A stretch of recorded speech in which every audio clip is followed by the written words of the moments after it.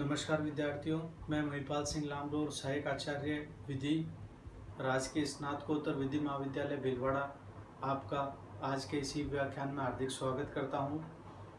आइए हमारी विविध चर्चा को आगे बढ़ाते हैं।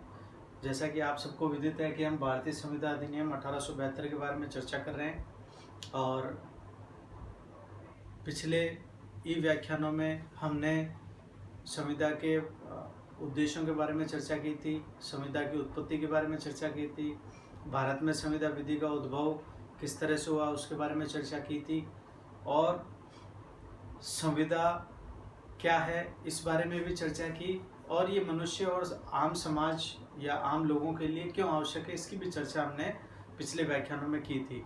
और इस व्याख्यान से तुरंत पहले वाले दो व्याख्यानों में हमने संविधान के वर्गीकरण के बारे में पढ़ा था या चर्चा की थी। तो जो संविधान का वर्गीकरण, अंतिम वर्गीकरण हम पढ़ेंगे आज, उसके बारे में देखते हैं। आइए, समाश्रित संविधान या कंटिंजेंट कॉन्ट्रैक्ट। समाश्रित शब्द विधि में कोई नया शब्द नहीं है, ये काफ़ी विधियों में पढ़ाया जाता है, काफ़ी विषयों में इसके बारे में चर्चा की जाती है और वो चर्चा यहाँ भारतीय संविधान विधि में भी की जा रही है। तो हम देखेंगे आज समाश्रित संविधान या कंटिंजेंट कॉन्ट्रैक्ट, ये क्या होता है, आइए देखते हैं। किसी संपार्श्विक घटना के घटने या न घटने पर, किसी संपार्श्विक घटना के घटने या न घटने पर किसी बात को करने या न करने के लिए संविधान, किसी संपार्श्विक घटना के घटने या न घटने के लिए किसी बात को करने या न करने के लिए संविधान। अब उदाहरण क्या होगा? उदाहरण है ए बी से कहता है, ए बी से कहता है कि वह बी का गृह जलने पर उसे 20,000 रुपये देगा। यानी ए बी से एक संविदा कर रहा है और बी वचन दे रहा है बी को कि यदि बी का गृह या मकान या घर यदि जल जाता है तो ए उसे 20,000 रुपये का भुगतान करेगा। तो ये किस तरह की संविदा हुई? ये हुई समाश्रित संविदा। समाश्रित संविदा क्यों? क्योंकि ये किसी घटना के घटने या न घटने पर निर्भर कर रहा है। क्या? ए का बी को 20,000 रुपये का भुगतान करने का जो वचन है वो एक निश्चित घटना के घटने पर निर्भर कर रहा है। यदि घटना घटती है तो बी भुगतान पाएगा और यदि घटना नहीं घटती है तो बी भुगतान नहीं पाएगा। क्या? उसे क्या कहेंगे? समाश्रित संविदा या कंटिंजेंट कॉन्ट्रैक्ट। इस तरह की संविदाएं हमारी सामान्यतः बीमा संविदाएं होती है, इंश्योरेंस संविदाएं होती है, जिसमें व्यक्ति अपने आप को इंश्योर करवाता है और विपक्षी या दूसरा पक्ष जो है वो एक निश्चित रकम के बदले उसे इंश्योर करता है, बीमित करता है। यदि आपने एक निश्चित रकम दे दी तो भविष्य में कोई दुर्घटना होती है तो उसकी क्षतिपूर्ति उस दूसरे पक्ष द्वारा की जाएगी। तो इस तरह से हमने संविधान के अलग अलग वर्गीकरणों के बारे में चर्चा की थी। ये लगभग 14 हैं और इसके अलावा भी आप भिन्न भिन्न पुस्तकों में और कम या ज़्यादा वर्गीकरण पा सकते हैं।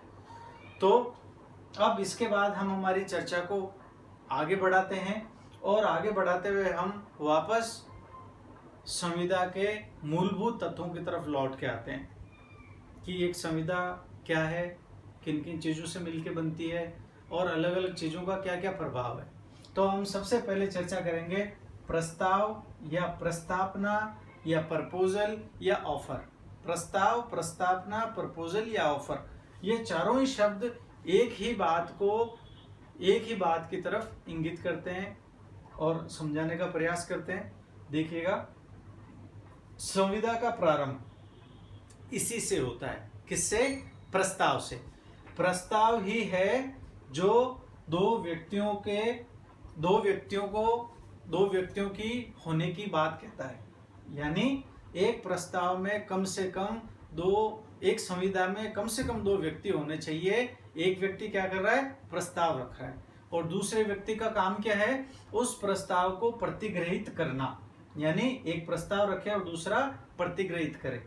तो प्रस्ताव, प्रस्तावना, प्रपोजल या ऑफर कुछ भी कहें, चारों का अर्थ एक ही निकलता है और इसके बिना कोई भी संविदा प्रारंभ ही नहीं हो सकती। तो इससे क्या स्पष्ट हो रहा है कि संविदा में कम से कम 2 व्यक्ति होने चाहिए, एक प्रस्ताव रखे और दूसरा उस प्रस्ताव को स्वीकार करे। अब हम इसकी परिभाषा देख लेते हैं, जो आप बैरेक्ट में देखेंगे या अलग अलग पुस्तकों में दी गई है। तो देखिएगा परिभाषा कहाँ है, 2K 2A सेक्शन 2A या 2K में आप इसकी परिभाषा पाएंगे। देख लेते हैं एक बार। एक व्यक्ति किसी बात को करने या करने से विरत रहने की, एक व्यक्ति किसी बात को करने या करने से विरत या ना नहीं करना, विरत रहने की अपनी रजामंदी यानी कंसेंट, मंजूरी, किसी अन्य को इस दृष्टि से संज्ञापित करता है, यानी किसी काम को करने या न करने की अपनी रजामंदी किसी दूसरे को पहुंचाता है या कन्वे करता है, संज्ञापित करता है कि ऐसे कार्य या प्रवृत्ति के प्रति उस अन्य की अनुमति अभिप्राप्त करे, यानी दूसरे पक्ष की सहमति या अनुमति अभिप्राप्त करे किसी काम को करने या न करने के लिए। तब वह प्रस्तावना करता है, ये कहा जाता है। ये इसकी परिभाषा है। देखने में थोड़ी जटिल प्रतीत होती है, लेकिन वास्तव में है नहीं। अगर आप इसे तोड़कर या टुकड़ों में या हिस्सों में पढ़ेंगे तो ये बहुत आसान है और आराम से समझ में आ जाएगी।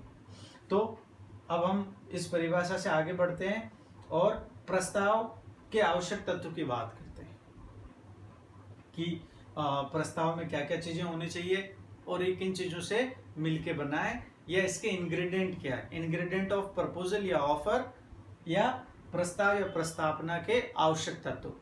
फर्स्ट पॉइंट देखिएगा, एक व्यक्ति द्वारा किसी कार्य को करने या न करने की इच्छा की जानी चाहिए, यानी संविदा का एक पक्ष अपने मन में किसी काम को करने या न करने की कोई इच्छा रखता हो। जब तक ऐसी इच्छा नहीं होगी तब तक संविदा का उद्भव या प्रारंभ नहीं होगा। तो वो क्या इच्छा रखता है, अपने मन में किसी काम को करने या न करने की एक इच्छा रखता हो। कौन, संविदा का एक पक्ष। आगे दूसरा बिंदु देखेगा, ऐसी इच्छा अन्य व्यक्ति से हो। क्या अर्थ हुआ इसका? इसका अर्थ ये हुआ कि ऐसी जो इच्छा है वह व्यक्ति किसी अन्य व्यक्ति से कर रहा है कि वह कोई काम करे या न करने के लिए अपनी सहमति दे दे। ऐसा क्यों? ऐसा इसलिए कि कोई व्यक्ति स्वयं से संविदा नहीं कर सकता। यदि हम हमारे मन में कोई इच्छा रखते हैं और वो हम तक ही सीमित है तो किसी तरह का कोई प्रस्ताव दिया हुआ नहीं माना जाएगा।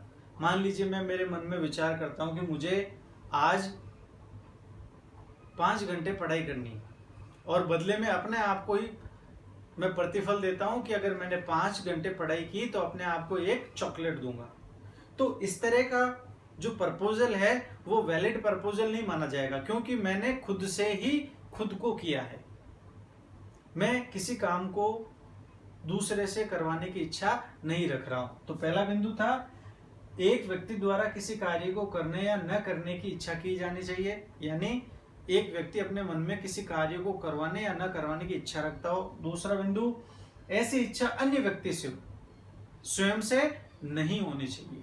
किसी दूसरे व्यक्ति से ऐसी इच्छा की कामना वह व्यक्ति रखता हो। अगला बिंदु तीसरा, इच्छा का एकमात्र उद्देश्य इच्छित कार्य या प्रवृत्ति हेतु अन्य की सहमति लेना। वापस देखते हैं, इच्छा का एकमात्र उद्देश्य यानी वो संविदा का पक्ष जो एक इच्छा रख रहा है उसका एक ही उद्देश्य होना चाहिए, सिंगल ऑब्जेक्ट। क्या?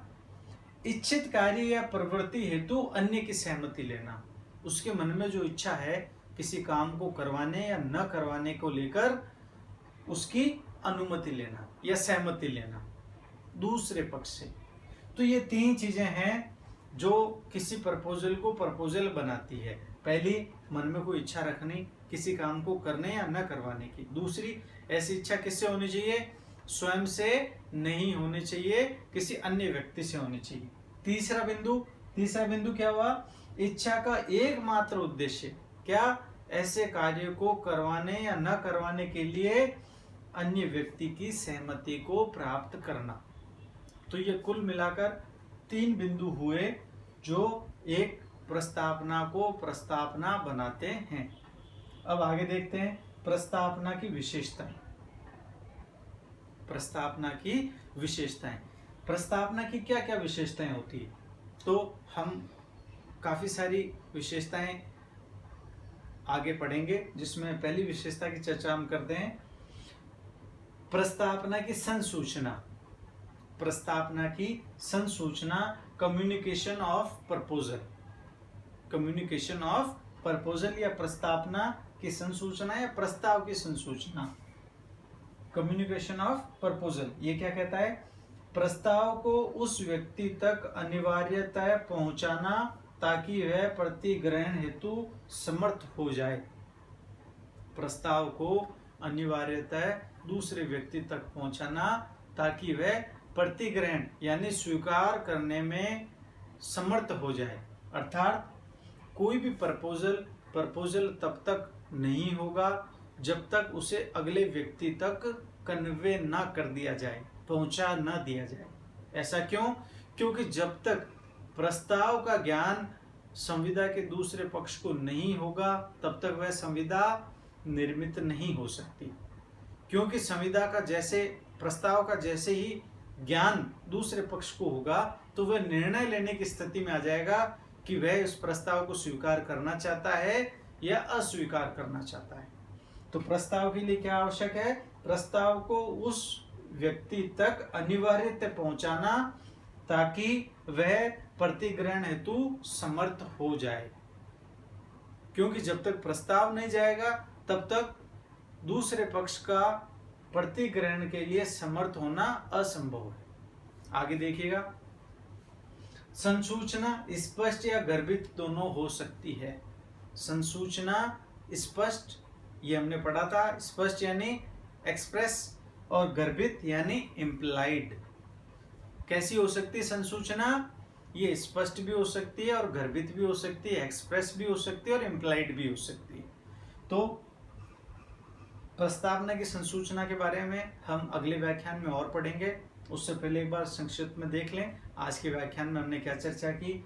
हमने संविदा के वर्गीकरण के अंतिम बिंदु संख्या 14 के बारे में चर्चा की, जिसमें ये पढ़ा हमने, ये चर्चा की समाश्रित संविदा या कंटिंजेंट कॉन्ट्रैक्ट ये किसी घटना के घटने या न घटने पर निर्भर करता है। ठीक है। इसके बाद हमने दूसरी चर्चा की आज प्रस्ताव, प्रस्तावना, प्रपोजल या ऑफर के बारे में। चारों शब्द एक ही पर्याय रखते हैं और इसका अर्थ ये हुआ कि संविदा के लिए कम से कम 2 पक्ष होने चाहिए। पहला पक्ष जो प्रस्ताव रखे और दूसरा जो प्रतिग्रहित करे।